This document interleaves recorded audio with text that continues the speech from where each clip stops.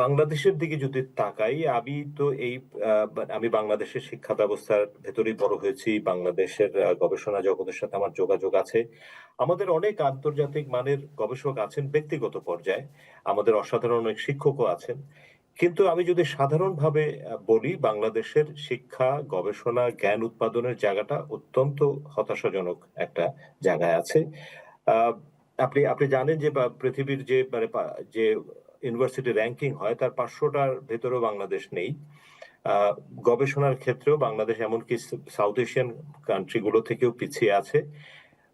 আমি আমি গত বছরে আমরা বাংলাদেশের আমি যেহেতু হেলথ আমার কাজের বিষয় 50 ইয়ার্স এর হেলথ পরিক্রমা যেটা ট্র্যাজেক্টরি এটা নিয়ে একটা বই বের করেছি। সেখানে মানে ইন্টারেস্টিংলি আমাদের গবেষণারও র‍্যাংকিং হয়। হুম, হুম। বাংলাদেশ নেপালের চেয়েও পিছিয়ে আছে এই র‍্যাংকিং এর জায়গা থেকে।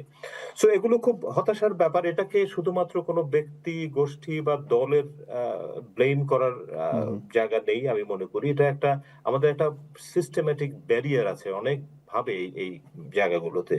আমাদের মানে কোনো গবেষণার ইনসেনটিভ সেভাবে নেই। গবেষণা করলে যে ক্যারিয়ার ট্র্যাজেক্টরিতে খুব বেশি কাজ হবে সেরকম কোনো আ ব্যবস্থা নেই, গ্রান্ট নেই।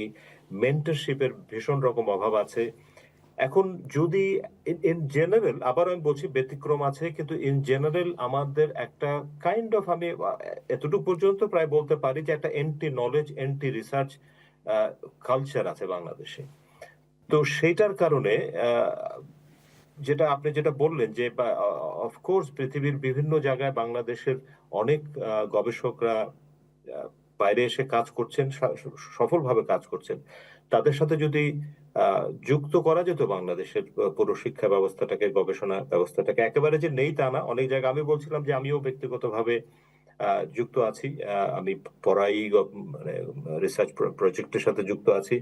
কিন্তু সেইটা যেই মাত্রায় হওয়া উচিত আ সেইভাবে হচ্ছে না। সেটা একটা মিসড অপরচুনিটি, একটা ম্যাসিভ মিসড অপরচুনিটি আমি বলব।